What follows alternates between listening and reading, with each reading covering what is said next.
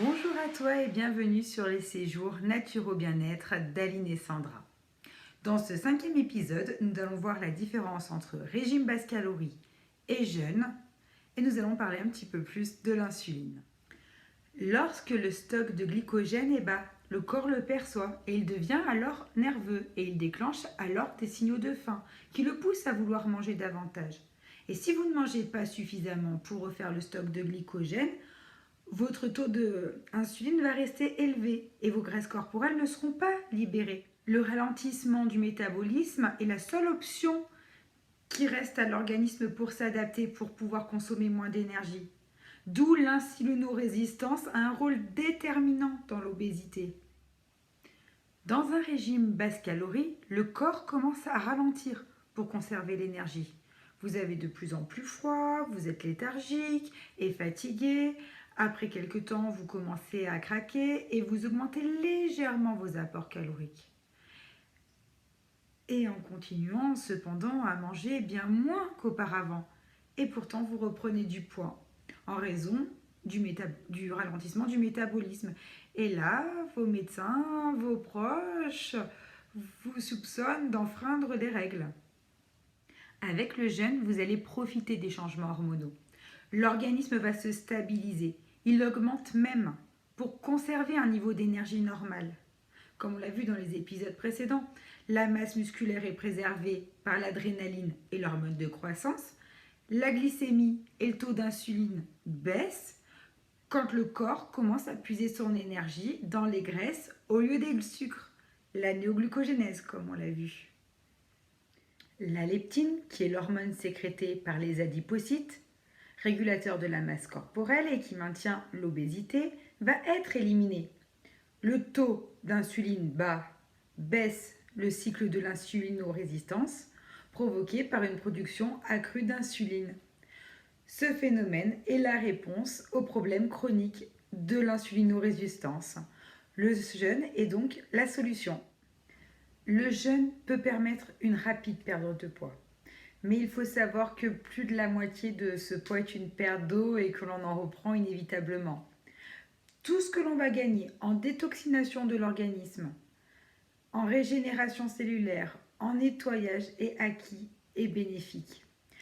Par rapport à une liposuction qui va permettre d'enlever les graisses sous-cutanées, qui n'a absolument aucun intérêt sur l'organisme et sur l'hygiène de vie et qui ne va pas vous faire changer vos fonctionnements et vos habitudes alimentaires, la liposuction ne sera que temporaire sur votre organisme puisque vous ne bénéficiez pas de la physiologie qu'apporte le jeûne.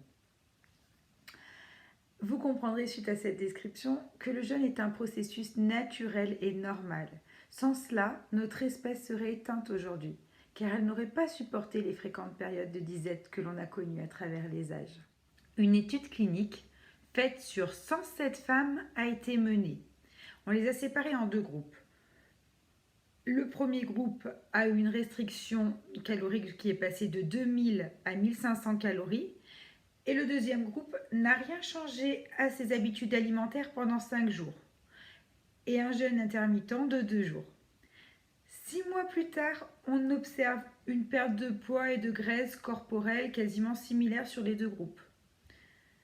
Mais le second groupe présente une amélioration significative de son taux d'insuline et de son insulinorésistance, ce qui implique que ce groupe ne reprendra pas son poids à long terme.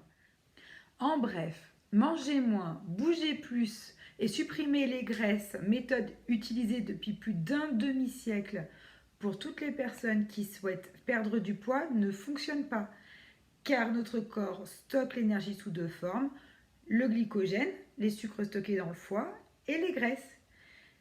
Et lorsque nous mangeons, l'énergie provient des glucides, lipides et protéines.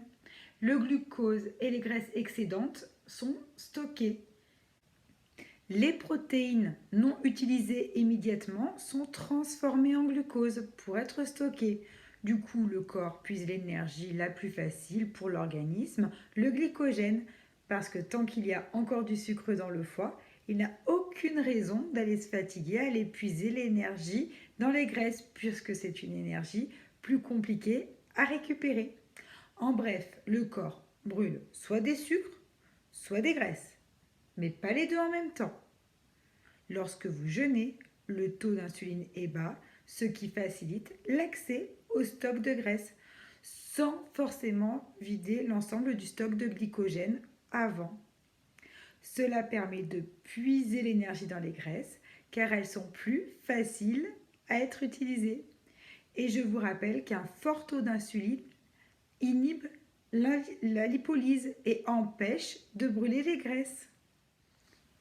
Dans le prochain épisode, je t'expliquerai pourquoi le jeûne est utile pour lutter contre le diabète de type 2, pour booster ton immunité et pour réguler les rythmes circadiens. Nous te donnons rendez-vous sur Insta, Facebook, LinkedIn, lesstagesnaturaux.fr. N'hésite pas à liker, partager, commenter et nous te disons à très vite.